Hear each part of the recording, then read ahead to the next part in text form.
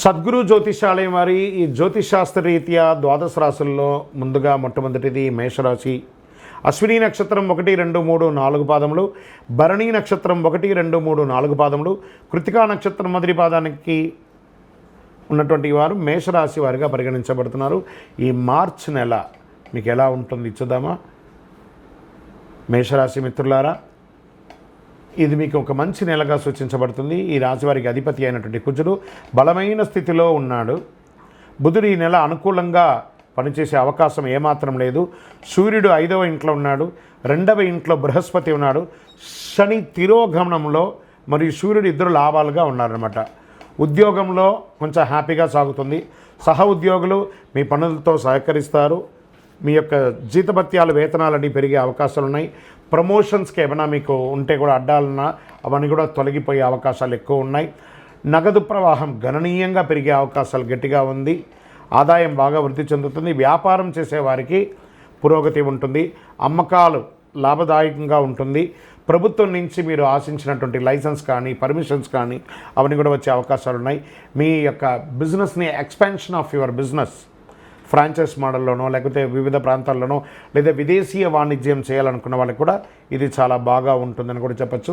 Real estate వ్యాపారం వారికి కూడా కలిసి వస్తుంది. ఇల్లు, భూమి మరియు ఇవన్నీ మీరు కొనుక్కునే అవకాశాలు ఉన్నాయి. లేదా గృహప్రవేశం లేదా భూమి పూజ చేసే యొక్క యోగం మీకు కలగబోతుందని కూడా చెప్పచ్చు. సమాజంలో ప్రముఖులు, ముఖ్యస్తుల యొక్క పరిచయాలు పెరుగుతాయి. ఆర్థిక వ్యవహారాల్లో చాలా అనుకూలంగా ఉంటుంది. సమాజంలో పలుకుబడి ఉన్న వాళ్ళతో మీరు కొన్ని పనులు సాధించుకుంటారు. చేపట్టిన పనులు అన్నింటిలోనూ విజయం సాధిస్తారు. కుటుంబ సభ్యులతో శుభకార్యాలకు వెళ్ళే అవకాశాలు ఉన్నాయి. చిన్ననాటి మిత్రుల యొక్క కలయిక ఆనందాన్ని కలిగిస్తుంది. మీకు కొద్దిపాటి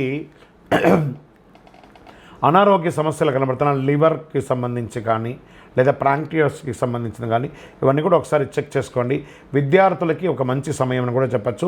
ప్రేమ వ్యవహారంలో ఉన్న వాళ్ళకి ఇది ఒక సానుకూలమైనటువంటి సమయం అవ్వచ్చు. ఉద్యోగం కోసం ప్రయత్నం చేసే వాళ్ళకి ఇది ఒక మంచి సమయం. నూతనంగా వివాహం అవ్వాలనుకున్న వాళ్ళకి ఇది ఒక మంచి సమయంగా చెప్పచ్చు. ఆస్తి వివాదాలు, కోర్టు కేసులు ఏమైనా ఉంటే కూడా కొలిక్కొచ్చే అవకాశాలు ఉన్నాయి. ఎన్నో రకాలైనటువంటి శుభవార్తలు వినే ఒక మంచి నెలగా ఉండొచ్చు. రాజకీయ నాయకులకి బలోపేతంగా ఉంటుంది. మీ యొక్క డాక్యుమెంట్స్ అంతా కూడా జాగ్రత్తగా చూసుకోండి. డ్రైవింగ్ చేసేటప్పుడు కాస్త బాగా జాగ్రత్తగా ఉండాలి. ఈ నెల మీకు పాజిటివ్ డేస్ అని, లక్కీ డేస్ అని కూడా చెప్తే 2వ తారీఖున 5, 8, 12, 14వ తారీఖులో మీకు అనుకూలంగా ఉంటుంది. చంద్రాష్టమం మరి ఇన్ని రోజులు బాగున్నప్పుడు అన్నీ బాగున్నప్పుడు కొంచెం బ్రేక్ కూడా మనకు కావాలి కదా.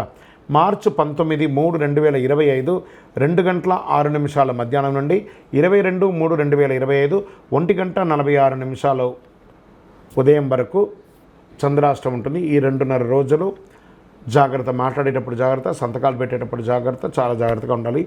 లక్కీ నెంబర్స్ అని చెప్తే ఈ నెల 1, 7, 9 అని చెప్పచ్చు. చక్కగా పరిహారం, ఈ నెల మీకు ఏమైనా పరిహారం ఉందా అంటే మంగళవారాల్లో అమ్మవారికి నెయ్యి దీపం వెలిగించండి. సుబ్రహ్మణ్య స్వామి వారికి పాలాభిషేకం చేయండి. ఆంజనేయ స్వామి వారికి తులసి మాల వేయండి. మీ వయస్సు ఎంత ఉందో అన్ని సంఖ్యతో కూడినటువంటి దీపం నువ్వుల నూనెతో దేవాలయంలో వెలిగించండి.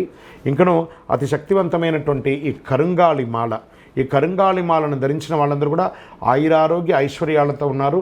ఈ కరుంగాళి మాల అవకాశం ఉంటే ధరించండి. అందరూ కూడా క్షేమంగా ఉండండి. విజయోస్తు.